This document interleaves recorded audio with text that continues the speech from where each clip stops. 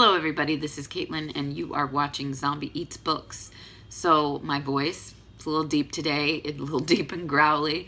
I have a cold, and instead of waiting it out and giving you my normal high squeaky voice, I thought that I would just go ahead and film, because by the time I'm done with the 3 12-hour shifts that I have in a row coming up, I'm not going to remember what I want to say about these books. So, the first book that I want to talk about is We the Drowned by Kirsten Jensen. This was published in English in 2011. It was translated from the Danish by Charlotte Barsland and Emma Ryder. So this is a community saga about sailors. It's about the community that lives in Marstal, Denmark, which is a port town.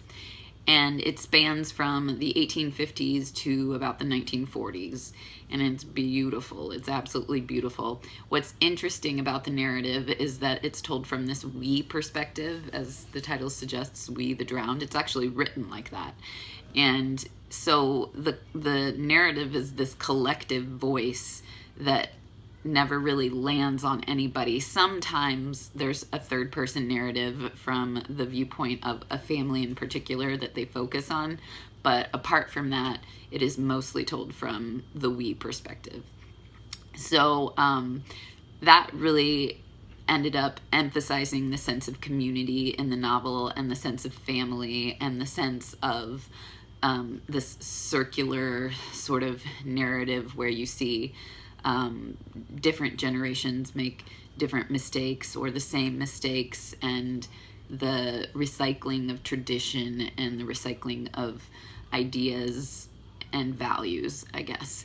So I really enjoyed this. I really especially thought that the division between the male sphere and the female sphere was really interesting. The males, of course, in this seafaring town whose economy depends upon sailors, become sailors when they grow up, and not a lot of them come back because they either get lost at sea or they die in the war, whatever war happens to be going on at the time. And the women stay behind and they lose their loved ones, and they know that while they're raising these boys, that these boys are going to grow up and go off to sea in their teens and possibly never come back. So there's this sense of tragedy and doom and just living this life of survival. And it was really interesting to see what technological changes did to the town of Marstal, because, you know, ships started to change, the economy started to change, it started to become more globally dependent, and it kind of turned into this story where, is Marstal going to adapt to the changing world, or are they going to die? And that theme kind of flows throughout the book, because sailors have to either adapt to the sea or they die. I've said die a lot during this book review. Okay, so yeah, I thought this was gorgeous. I think that if you're interested in that kind of like family community saga, that you should absolutely read it. I'm going to read you a couple of paragraphs from the first chapter, because one thing that I also really liked about this book was the tone. The tone is sort of playful. It's almost as if this entire story is a legend, and I'll give you a little taste of that. It's also really sad, but okay, so this chapter is called The Boots.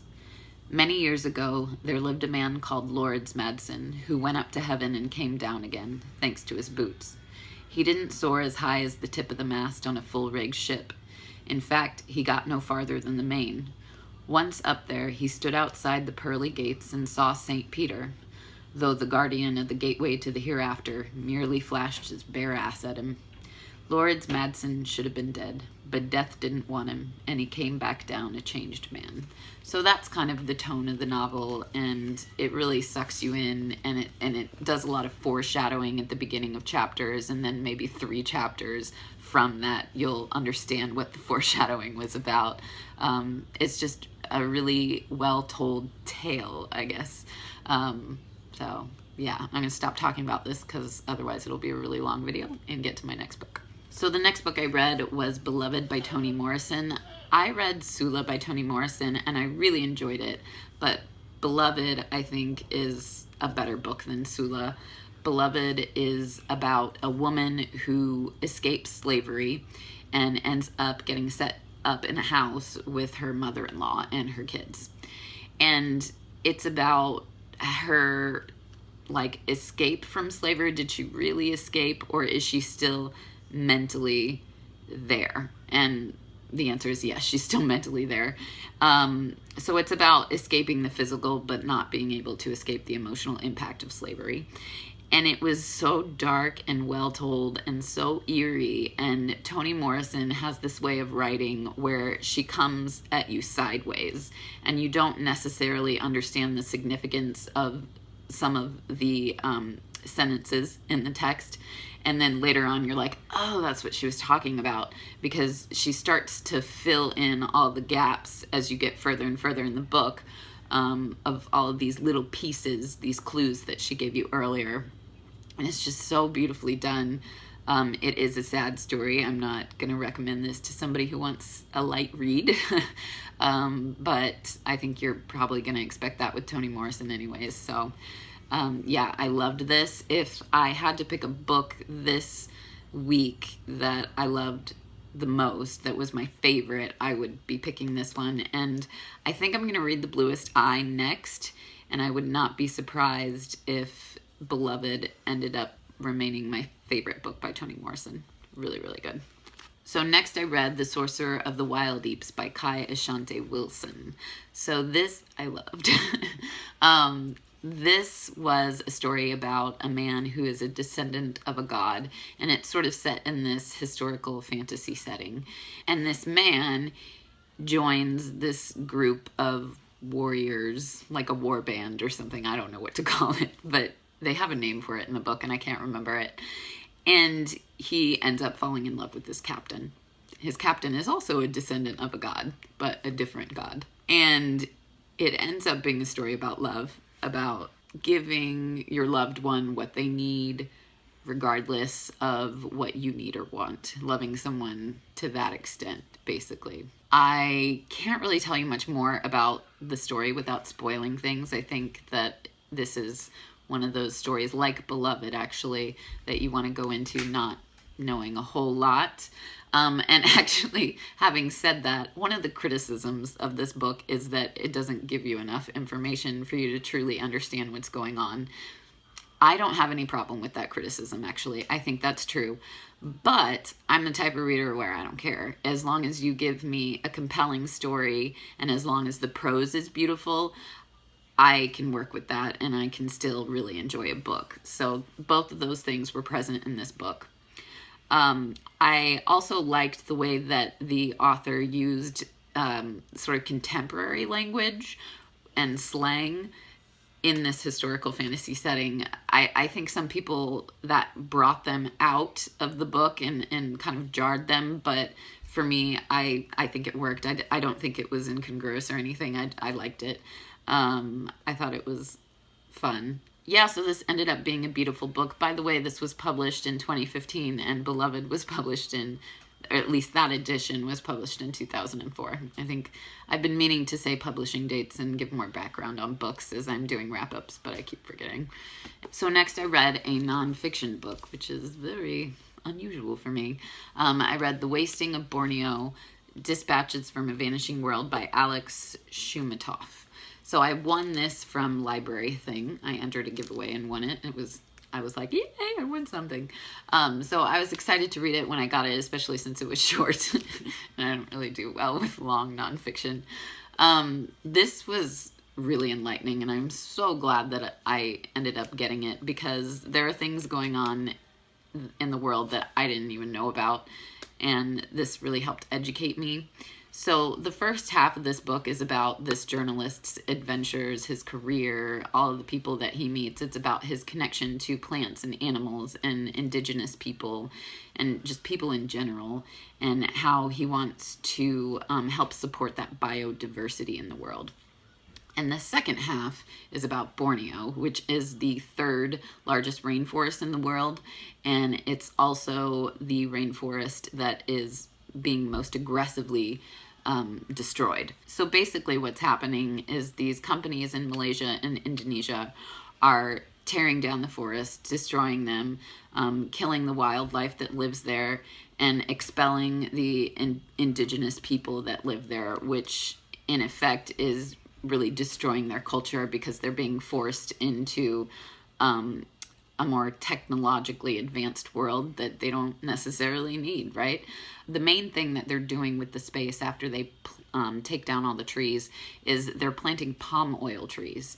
And I didn't know that palm oil is in basically everything in our products. It's in our soap, it's in our peanut butter, it's in our Doritos.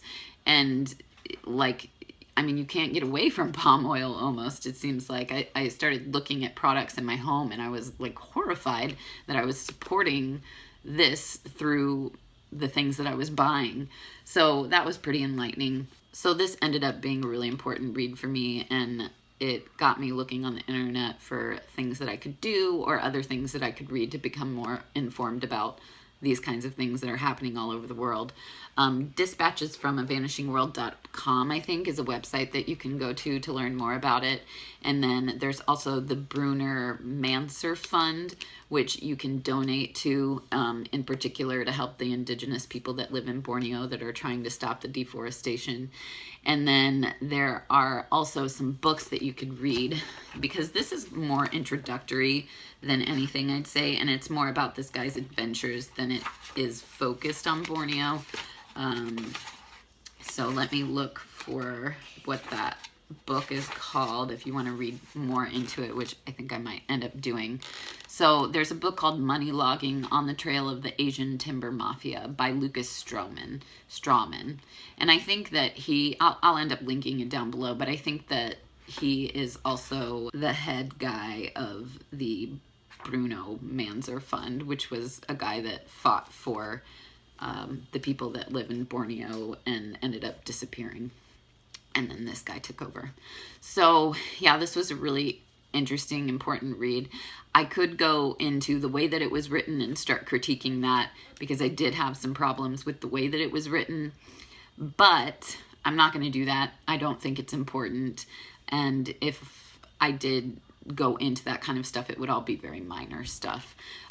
So yeah, I'm going to leave it at that and tell you should read this or read something like it. Last but not least, I also read a graphic novel called Midnight Society, The Black Lake by Drew Edward Johnson.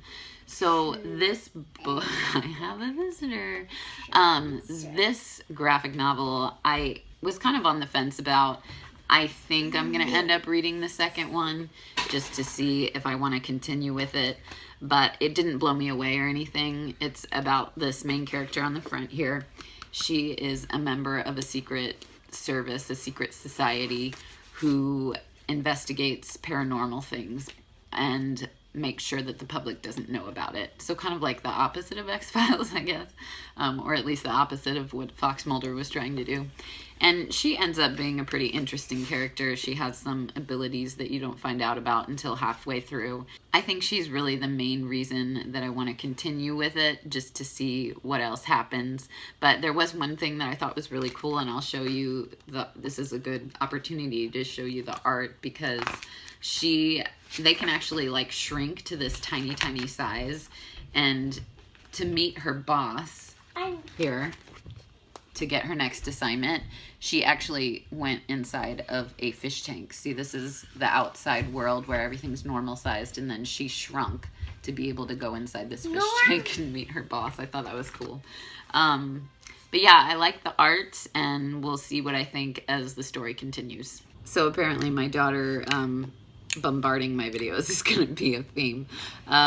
Thank you so much for watching. Let me know if you read any of these and make yourself